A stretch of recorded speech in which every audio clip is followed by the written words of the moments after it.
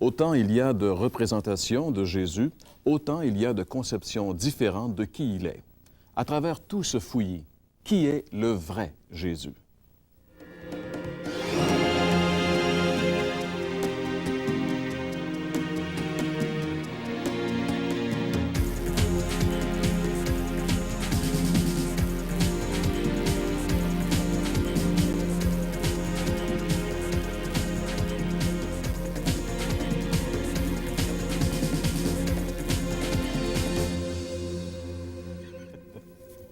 Mesdames, Messieurs, bonjour et re-bienvenue à l'émission L'heure de la bonne nouvelle. Nous sommes très heureux de vous accueillir à nouveau aujourd'hui, alors que nous allons poursuivre cette merveilleuse aventure qui est celle de la découverte du vrai Jésus. Et pour ce faire, j'ai le plaisir d'accueillir à nouveau mes collègues François Fréchette. Bonjour François. Bonjour Jean-Pierre. Ainsi que Gaston Jolin. Bonjour Gaston. Jean-Pierre. Alors aujourd'hui, on va parler d'un aspect de la personne de Jésus que, bien sûr, on a déjà entendu parler, puisque lorsqu'on pense à Jésus, automatiquement, évidemment, on pense à la croix, on pense à la mort, mais est-ce qu'on a vraiment bien saisi la signification de tout cela? C'est la raison pour laquelle on veut s'arrêter aujourd'hui. Vous savez, on a fait du christianisme une religion parmi les autres religions, et nous croyons que c'est vraiment là une erreur très grave, car le christianisme tel qu'il nous est présenté dans les Saintes Écritures n'est vraiment pas une religion. Toutes les religions du monde, en réalité, fonctionnent sur le même principe, c'est-à-dire offrir à leurs adeptes une liste de règlements ou encore une liste de bonnes œuvres à accomplir pour l'obtention éventuelle de leur place au ciel. Mais le principe de la religion, c'est que l'adepte doive se sacrifier lui-même dans le but d'acquérir assez de mérite, finalement, pour apaiser la colère divine.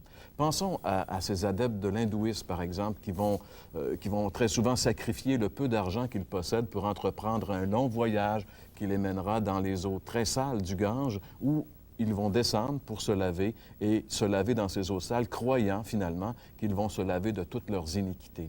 Il y a aussi ces millions de croyants islamiques qui se privent, qui jeûnent et qui s'aventurent dans un endroit très dangereux, la Mecque, lors de ce pèlerinage qui est indispensable à leur supposé salut. Plus près de nous, on pourrait penser à tous ces zélés colporteurs qui donnent de leur temps à une organisation très souvent abusive, qui vont de maison en maison dans l'espoir de gagner leur salut. Il y a même ces superstitions religieuses qui invitent les croyants à monnayer leur salut en payant pour faire chanter des sacrifices de la messe. Eh bien, la Bible déclare que tous ces sacrifices sont vains, car il n'y a qu'un seul sacrifice que Dieu agrée pour le salut de quiconque croit. Et ce sacrifice, c'est le sacrifice de Jésus à la croix. L'apôtre Pierre, un jour qu'il prêchait l'Évangile, a déclaré cette grande vérité. On pourrait même, si vous le voulez, le lire dans l'Évangile, dans les Actes des Apôtres, au chapitre 4 et au verset 12, où l'apôtre Pierre dit « Il n'y a de salut en aucun autre, car il n'y a sous le ciel aucun autre nom qui a été donné parmi les hommes par lequel nous devions être sauvés. » Il n'y a de salut en aucun autre, mes amis, uniquement en Jésus-Christ. C'est le seul nom en qui se trouve le vrai sacrifice qui peut apporter un salut parfait pour tous ceux qui se confient en lui. Demeurez avec nous, puisque c'est du seul sacrifice que Dieu accepte que nous vous parlons aujourd'hui à l'heure de la bonne nouvelle. Eh bien oui, aujourd'hui, on aborde un aspect spécial de la personnalité de Jésus. On parle de Jésus comme étant le seul sacrifice que Dieu accepte pour le pardon des péchés de quiconque s'approche de Dieu par lui. C'est une phrase qui est un peu biblique, un peu théologique, mais on va essayer de la décortiquer ensemble et de bien comprendre ce que la Bible a à dire à ce sujet. Et c'est mon ami François qui va nous diriger dans ce travail aujourd'hui. Oui, Jean-Pierre, merci. Il faut comprendre, il faut mettre un arrière-plan à ça, puis ce que tu as dit dans ton introduction est particulièrement intéressant concernant le fait que toutes ces pratiques religieuses que les gens font à droite, à gauche, dans toutes les religions du monde, eh bien, ces pratiques religieuses n'apportent pas la paix du cœur et ne soulagent pas la conscience. Et le contraire est souvent vrai. C'est que plus ces gens sont sensibilisés, sentent le besoin de pratiquer leur religion pour plaire à Dieu, eh bien, plus ces gens sont conscients de leurs péchés, de leurs fautes. Et ça devient, bon, c'est un cercle vicieux. On finit par être de plus en plus troublés par les péchés, où notre conscience nous rend de plus en plus coupables face à ce que nous sommes devant Dieu. C'est ce que la Bible appelle un salut par les œuvres. En fait, c'est le contraire qui est décrit dans les Écritures. Et ce système donne aucune certitude, donne aucune assurance, et on ne sait jamais si on a vraiment satisfait Dieu d'une façon ou d'une autre. Et ça, c'est le drame des religions. Mais il faut entendre ensemble ce que la Bible dit en relation avec le salut, de quelle façon, comment Dieu voit, lui, les œuvres que nous, on peut accomplir pour lui, quelles qu'elles soient, religieuses ou non. Et on lit ensemble dans Éphésiens 2, versets 8 et 9, dans le Nouveau Testament, on lit ceci. « Car c'est par la grâce que vous êtes sauvés, par le moyen de la foi. Et cela ne vient pas de vous, c'est le don de Dieu. Ce n'est point par les œuvres, afin que personne ne se glorifie. » C'est exactement le contraire de toutes les religions. Et on voit que les religions ont tous ce dénominateur commun, c'est-à-dire un salut par les œuvres. Tu l'as mentionné, mais j'aimerais y revenir parce que c'est important de le considérer. Quand on parle, par exemple, les religions du monde, si on prend le bouddhisme, c'est une religion où, finalement, c'est l'adepte lui-même qui doit se gagner la faveur de la divinité ou de Dieu, peu importe comment on l'appelle. L'islam est exactement dans un pattern, permettez-moi l'expression, semblable. Les témoins de Jéhovah sont des gens qui courent après leur salut d'une façon ou d'une autre. On a aussi le principe de la réincarnation, si populaire aujourd'hui. Et le principe de la réincarnation, quel est-il? Oui, on revient à la vie, supposément, et on peut se racheter éventuellement en faisant des vies pour que nous puissions expier nos péchés dans des vies passées. Mais voyez-vous, c'est encore un salut par les œuvres. C'est exactement le même principe que la religion en général. Et si on va plus loin que ça, on pourrait dire que même le christianisme établi dans les grandes religions officielles bien, est tombé dans ce même piège de la religion, c'est-à-dire qui, finalement, à toute fin pratique, c'est un salut par les œuvres. Même si on parle d'un Jésus, même si on parle d'un Jésus sauveur, on ne parle jamais d'un salut qui est accompli et qui donne vraiment la paix, l'assurance. Bien au contraire, les bonnes œuvres sont mises de l'avant pour éventuellement gagner, plaire à Dieu. En fait, ça, c'est inné dans le cœur de l'homme, cette pensée. Et c'est pour ça que toutes les religions du monde ont ce principe-là. Parce que ce n'est pas quelqu'un qui a inventé ça, c'est inné en chacun de nous. Dans le fond de nous-mêmes, on veut plaire à Dieu. Et c'est pour ça que c'est là qu'arrive l'importance du sacrifice du Seigneur Jésus. Parce que si ce ne sont pas nos bonnes œuvres et la pratique de la religion qui peut nous donner la faveur de Dieu, mais qu'est-ce qui peut le faire? Bien, il y a une réponse. Et c'est ça qui est merveilleux, c'est le message de l'Évangile. La réponse, c'est le Seigneur Jésus lui-même. La bonne nouvelle, c'est que le Seigneur Jésus lui-même a été le parfait sacrifice qui a lavé les péchés du monde. Et ça, c'est important. Pour bien comprendre ce qui s'est passé, il faut revenir un peu en arrière et puis jeter un coup d'œil dans l'Ancien Testament. Parce que vous savez que l'Ancien Testament, c'était en fait la préparation au christianisme. Dans l'Ancien Testament, la religion juive ou le judaïsme, ça dépend comment on voit la chose, eh bien, le judaïsme était la préparation au christianisme parce que dans l'Ancien Testament, Dieu avait demandé d'offrir des sacrifices. Et là, dans l'Ancien Testament, des millions de sacrifices ont été offerts pour les péchés.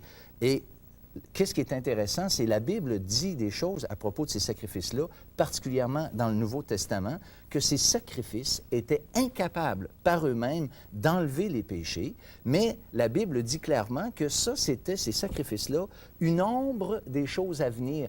L'image, si on veut dire, des choses à venir. Dans Hébreu, c'est marqué « Il célèbre un culte, image et ombre des choses célestes ». Ces sacrifices offerts dans l'Ancien Testament étaient donc recommandés et demandés par Dieu. Ça, c'est vrai, mais ils ne peuvent pas ôter les péchés. Et j'aimerais qu'on lise un verset encore très important à cet égard dans l'Épître aux Hébreux, au chapitre 10e et au verset 4, il est dit « Car il est impossible que le sang des taureaux et des boucs ôte les péchés. » Voyez-vous, un sacrifice ou des sacrifices prescrits par Dieu étant que l'image et l'ombre des choses à venir, on fait en sorte que ces péchés-là ne sont pas expiés, mais c'est comme si Dieu, en voyant et en agréant ces sacrifices, Dieu faisait comme penser bientôt, le vrai sacrifice allait venir, et c'est pour ça que Dieu pouvait agréer. La Bible va plus loin dans le même chapitre 10 de l'Épître aux Hébreux, au verset 3. Elle va jusqu'à dire que non seulement il n'enlève pas les péchés, mais renouvelle la mémoire, le souvenir des péchés. Est-ce qu'on peut dire, François, que tous ces sacrifices-là, c'était un rappel de cette promesse que Dieu avait donnée à l'homme concernant le Rédempteur ou encore le Messie qui devait venir, lui, pour enlever le péché? Bien, Jean-Baptiste, lorsqu'il a vu venir à lui le Seigneur Jésus, cette parole est répétée des milliers de fois par jour, je pense, dans le monde, dans le cadre de la messe. Mais écoutez bien ce qu'il a dit, et c'est là qu'il faut mettre en contexte cette parole. Jean-Baptiste, lorsqu'il a vu venir à lui le Seigneur Jésus, il a dit « Voici l'agneau de Dieu qui ôte le péché du monde. » Et j'aimerais qu'on le lise à l'écran. C'est un verset tellement important que je pense qu'il est très mal compris. Dans Jean 1, verset 29, « Le lendemain, il vit Jésus venant à lui, et il dit, « Voici l'agneau de Dieu qui ôte le péché du monde. » L'agneau de Dieu. C'est pas un agneau qui, parmi tant d'autres, c'est l'agneau de Dieu. C'est celui que Dieu avait déjà prévu, prédestiné pour accomplir ce sacrifice. Et l'efficacité de cet agneau, le sacrifice que le Seigneur Jésus va aller accomplir sur la croix, il ôte le péché du monde, contrairement à tous ces sacrifices de l'Ancien Testament qui, eux, en étaient parfaitement incapables. Quand Jean-Baptiste a vu Jésus et qu'il l'a appelé l'agneau de Dieu, cela, bien sûr, était une allusion directe à tous ces millions d'agneaux qui avaient été égorgés, dont le sang avait coulé et dont l'autel avait été aspergé en symbole de pardon des péchés. Tout ça a été accompli sur des siècles et des siècles dans l'Ancien Testament. Et quand il dit « Voici l'agneau », voici enfin le véritable, celui qui, une fois pour toutes, va accomplir le vrai sacrifice. Puis c'est intéressant parce qu'on a accusé Dieu, si vous permettez, on a accusé Dieu d'être un Dieu qui aimait le sang. Parce que Dieu exigeait effectivement que non seulement on offre une victime, mais que la victime soit égorgée et que le sang soit répandu. Et là, j'aimerais faire le parallèle encore avec ce que le Nouveau Testament nous dit en relation avec le vrai sacrifice du Seigneur Jésus. On va lire dans la première épître de Pierre, au chapitre 1er et au verset 18, quelque chose de très intéressant. 1 Pierre 1, verset 18. « Vous savez que ce n'est pas par des choses périssables, par de l'argent ou de l'or que vous avez été rachetés de la vaine manière de vivre que vous aviez hérité de vos pères, mais par le sang précieux de Christ, écoutez encore, comme d'un agneau sans défaut et sans tache, prédestiné avant la fondation du monde. » Donc, tous ces sacrifices de l'Ancien Testament étaient qu'une figure et l'agneau préconnu, prédestiné avant la fondation du monde. Et ça, c'est intéressant. Dieu n'a pas été pris au dépourvu. Hein? Dieu a planifié. Dieu, il n'a jamais été pris par surprise. Et l'agneau de Dieu était prédestiné. Dieu avait prévu d'avance.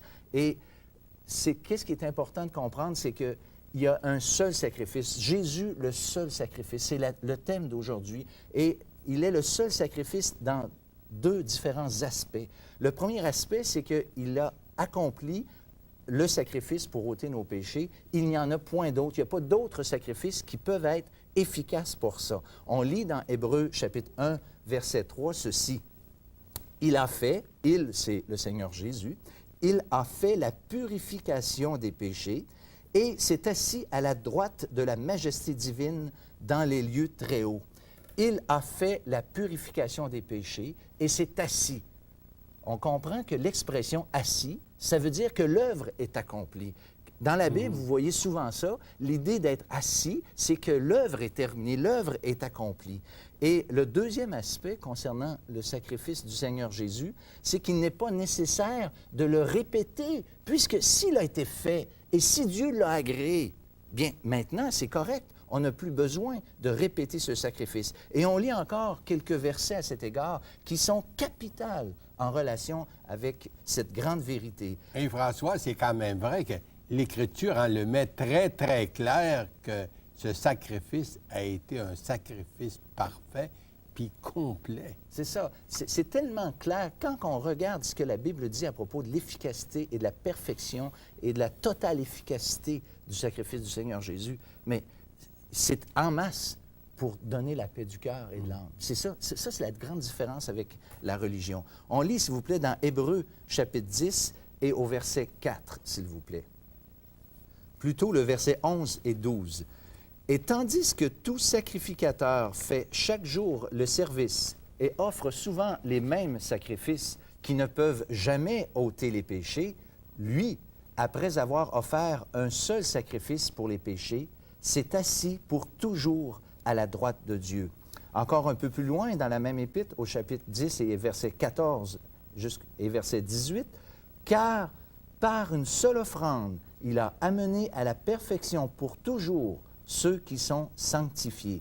Or, là où il y a pardon des péchés, il n'y a plus d'offrande pour le péché. » Et voilà une grande vérité, Gaston et Jean-Pierre, qui est merveilleuse parce que si le sacrifice du Seigneur Jésus est accompli, c'est que maintenant, il n'a plus besoin d'être renouvelé. Et ça, c'est une grande erreur qui a été commise dans la grande religion qui nous entoure, parce qu'on répète à nouveau le sacrifice. Oh, on dit qu'il est un sacrifice non sanglant, mais il est quand même, dans la doctrine officielle, un sacrifice. Et ça, c'est exactement le contraire de ce que la Bible nous enseigne. Et sans doute, c'est pour cette raison qu'aucune assurance ne peut être offerte à la fois, puisqu'il faut encore continuer d'offrir des sacrifices. Donc, Jésus est le seul sacrifice qui a été accompli, le seul vrai sacrifice qui ôte nos péchés.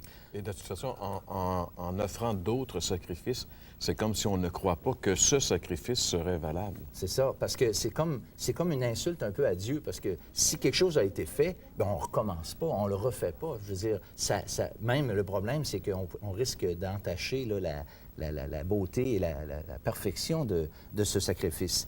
Donc, la question est vraiment importante, puisque c'est directement en relation avec cette vérité que l'homme peut avoir la paix.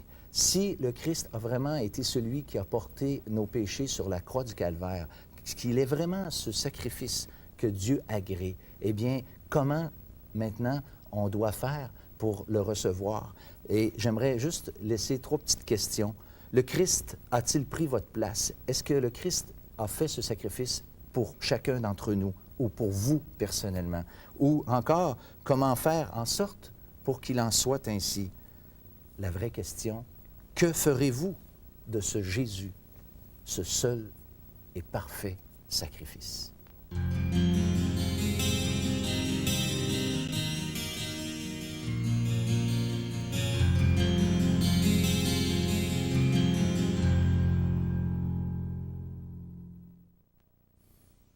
Merci, François. Eh bien oui, nous voulons continuer justement avec ce thème, Jésus le seul, le vrai sacrifice. Et j'aimerais citer 2 versets d'un cantique qui résument très, très bien ce que nous venons d'entendre sur le sacrifice de la croix de Jésus. C'est à la croix que le chemin commence. C'est à la croix qu'on trouve le salut. Elle se dresse ainsi qu'un phare immense, et sa lumière au loin montre le but. L'homme sans elle, égaré par le doute, voit approcher la mort avec effroi. Jésus mourant lui dit, « Je suis la route, et nul ne vient au Père que par moi. » Le verset 2, « C'est à la croix que ton amour rayonne, traçant pour nous un lumineux chemin.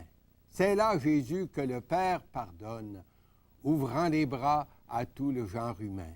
Vous qui cherchez un cœur qui vous réponde, et n'avez pu le trouver ici-bas, venez, venez, il n'en est qu'un au monde. Voici l'amour qui seul ne trompe pas. » En effet, c'est à la croix que le chemin commence. Saint Paul pouvait bien dire « Je n'ai pas voulu savoir parmi vous autre chose que Jésus-Christ et Jésus-Christ crucifié. » Aussi longtemps qu'on n'est pas venu à Jésus pour reconnaître qu'il a porté mes péchés, vos péchés, qu'il a fait expiation pour moi, pour vous, sur la croix. le sacrifice du Fils de Dieu reste sans effet pour vous, aussi bien que le salut de Dieu. Une fois que l'apôtre Paul rencontra Jésus, il pouvait dire « Le Fils de Dieu qui m'a aimé et qui s'est livré lui-même pour moi ». Cher ami, de savoir que Jésus est mort sur la croix pour sauver l'humanité, ça ne sauve personne. Il faut reconnaître que c'est par amour pour moi que Jésus s'est livré à la croix afin de répondre à la justice divine pour mon péché. C'est parce qu'il m'aimait qu'il a accepté de souffrir et mourir afin que je sois pleinement pardonné et réconcilié avec Dieu. Dieu n'avait pas besoin de réconciliation. C'est nous, c'est moi, c'est vous. Le sacrifice de la croix nous présente d'un côté la gravité du péché et de l'autre côté l'amour, le pardon de Dieu. Il n'y avait que le Fils de Dieu qui pouvait vraiment répondre adéquatement à la justice de Dieu pour nous, afin qu'on soit pleinement pardonné. Comme nous l'avons déjà entendu, le sacrifice de Jésus fut une œuvre parfaite, une œuvre complète. De penser qu'on doit y ajouter, c'est de refuser d'accepter la grâce et le don merveilleux de Dieu. C'est en fait de mépriser le don que Dieu nous offre dans son Fils. Chers amis, croyez-vous aujourd'hui que le sacrifice de Jésus est pleinement suffisant pour vous pardonner, pour vous sauver? Et si oui, vous pourriez, dans un esprit de prière, maintenant, dans votre foyer, et vous pourriez vous joindre avec moi, avec cette prière. Seigneur, je comprends que tu es mort pour moi. C'est pour moi que tu as souffert pour expier mes péchés. Seigneur, j'accepte par la foi ton pardon, ton salut. Je veux que tu sois mon sauveur et le Seigneur de ma vie. Merci, Seigneur Jésus, pour ton salut, pour ton pardon. À toi la gloire. Amen.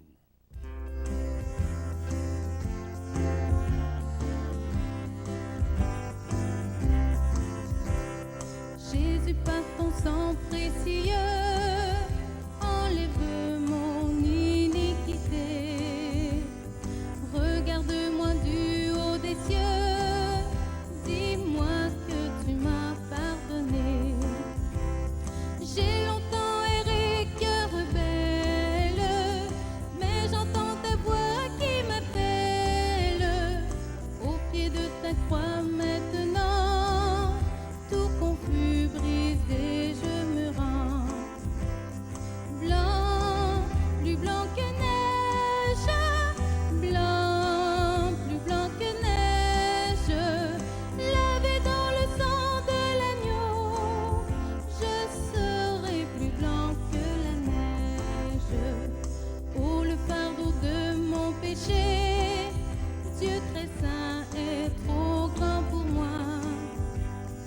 Je veux en être délivré. À cette heure, oh, révèle-toi. Tiens, Jésus, sois ma délivrance. Toi seul peux calmer ma souffrance. Au pied de ta croix maintenant, tout confus, brisé, je me rends. Blanc, plus blanc que neige, blanc, plus blanc que neige, lavé dans le sang de l'agneau, je serai plus blanc que la neige.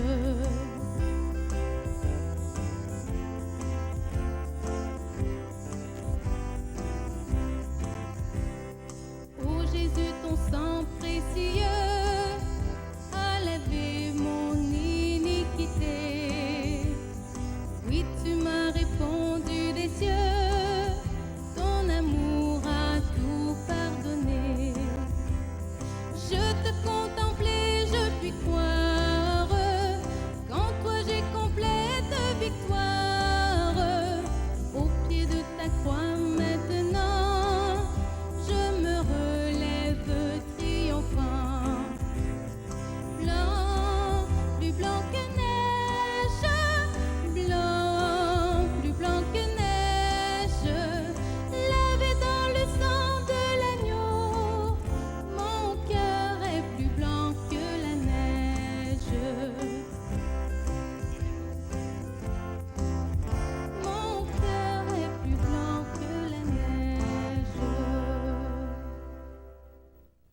Merci beaucoup, Stéphanie. Oui, Jésus peut vous rendre plus blanc que la neige si vous voulez, bien sûr, venir à lui et le recevoir comme votre sauveur personnel.